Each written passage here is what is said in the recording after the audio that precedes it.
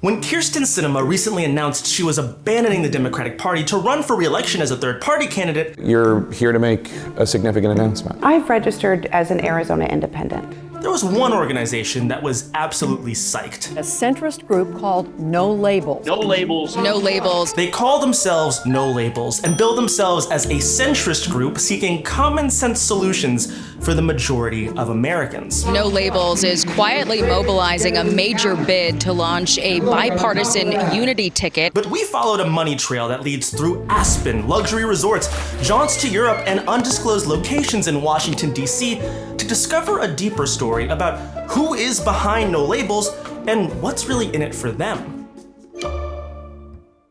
Up until this point, No Labels has really just been a gilded cabal of dark money, a lobbying group that worked on the inside. For this upcoming election cycle, No Labels is actually becoming its own political party, and they're aiming to run a bunch of corporate-sponsored third-party candidates in critical elections. We're not talking random weirdo candidates either. Mandatory toothbrushing law. You'll probably recognize some of their names. Along with Kyrsten Sinema in Arizona, rumor has it that they want Joe Manchin to run as an independent against Joe Biden for president. Usually, running a third-party candidate is a bit like lighting money on fire, and with more than $70 million raised already for this operation, No Labels is going to be hosting a bonfire. It begs the question, what's in it for the people behind this scheme? As a result of a 2010 court ruling, No Labels' political arm does not have to disclose its donors while it works to get a line on election ballots. But thanks to some sleuthing, we do know a fair amount about No Labels' past donors. Coca-Cola, General Electric, pharma giant Johnson & Johnson, and oil and gas company Pioneer Natural Resources have all made five-figure donations to No Labels over the years. So has the Consumer Technology Association, whose members as of 2020 included Amazon, AT&T, Google, Humana, Nvidia, Verizon, Walmart, and others. We'll get to why they're throwing so much money at this effort in just a second. Private equity firms, you know, the people gutting hospitals, nursing homes, and driving up your rent, love Kyrsten Sinema, and it turns out they're big fans of No Labels too. Puck News recently revealed that Steven Schwartzman, the Billionaires CEO of private equity giant Blackstone, is a major donor to the group. Blackstone's business model is built on exploiting major economic downturns and national crises like COVID and the Great Recession. The billionaire hedge fund CEO Louis Bacon also got in on the action. He maxed out his contributions to Kyrsten Sinema and tossed $1 million to No Labels a week after doing the same for the Republican Party.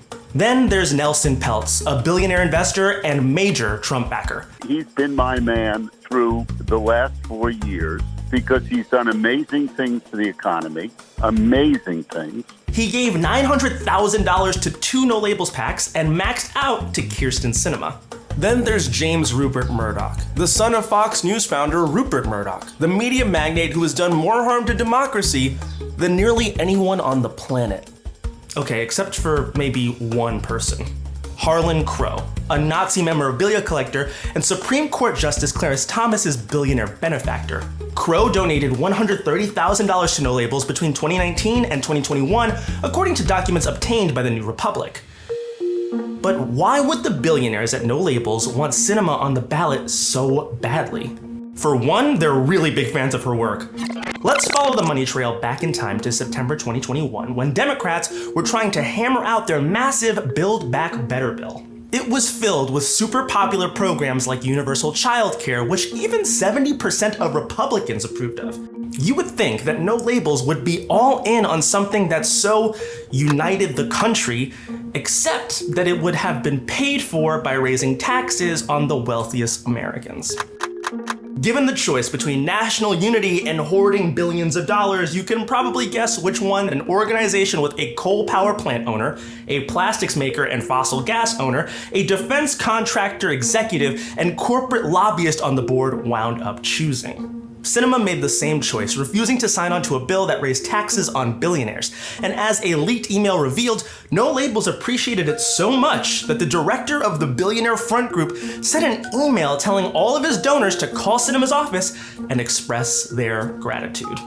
A month later, the group made it public with this well-produced TV ad. They call Kyrsten Sinema a lot of stuff. We call her tough, independent, principled, always fighting for two-party solutions and for jobs. A senator America can be proud of. All that public celebration was nice, but the big checks that Sinema received at fundraisers with No Labels donors were even nicer. It netted her over $1 million over just a few months. She did the same thing just about 1 year later on the Inflation Reduction Act. Democrats met incessantly with her, hoping to raise taxes on the wealthy, but the closed-door meetings with billionaires were much more lucrative. No Labels donors were especially generous. Sinema walked away with huge donations from billionaire Donald Trump superfans Henry Kravis, the co-founder of the world's largest private equity firm, anti-union Home Depot founder Ken Langone, and Nelson Peltz, who donated after Sinema put in a request to visit him. There were also meet and greets with corporate lobbyists, max gifts from the head of Mitt Romney's old company, Bain Capital, and more than $44,000 from the good folks at the private equity megalith Blackstone. The Business Roundtable, a group of 200 CEOs, and the Chamber of Commerce, which represents some of the biggest corporations in the world, were both enamored with Sinema's work.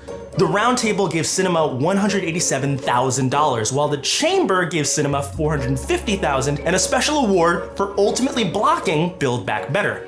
And we can't forget Merck, the beloved pharmaceutical company, donated to Sinema as she weakened efforts to lower prescription drug prices. At the end of the day, these billionaires and large corporations are deeply invested in maintaining the status quo and opposing Democrats' agenda for working people.